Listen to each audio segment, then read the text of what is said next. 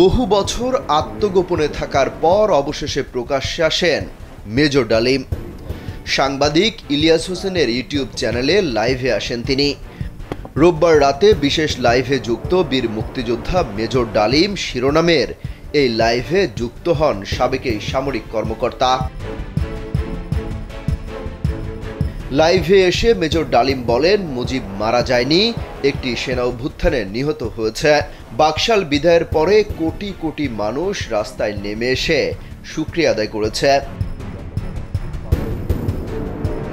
তিনি বলেন, শেখ মুজিব তার জুলুমের মাত্রা এতটাই তীব্র করেছিল স্বৈরাচারী আচরণের মতো যে তখন মানুষ রবের কাছে মুক্তি চাচ্ছিল তার জুলুমের অবসানের জন্য।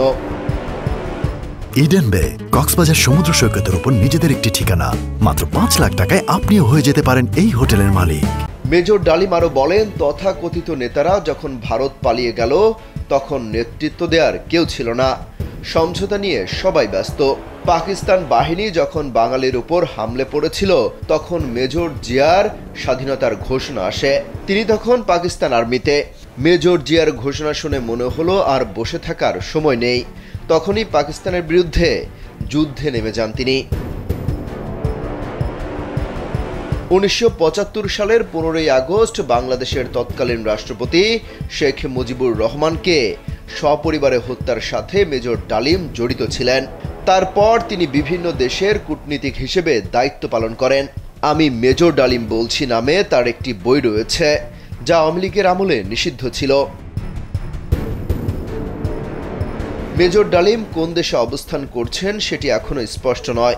হাসিনা সরকারের দায়িত্বপ্রাপ্তরা বিভিন্ন সময় মেজর ডালিমকে ফিরিয়ে এনে সাজা কার্যকর করার কথা বলেছেন, কিন্তু তৎকালীন পররাষ্ট্র মন্ত্রণালয়ের কর্মকর্তারাও মেজর ডালিমের অবস্থান নিশ্চিত করতে পারেননি। অমিত হাসান রবিন, কালবেলা।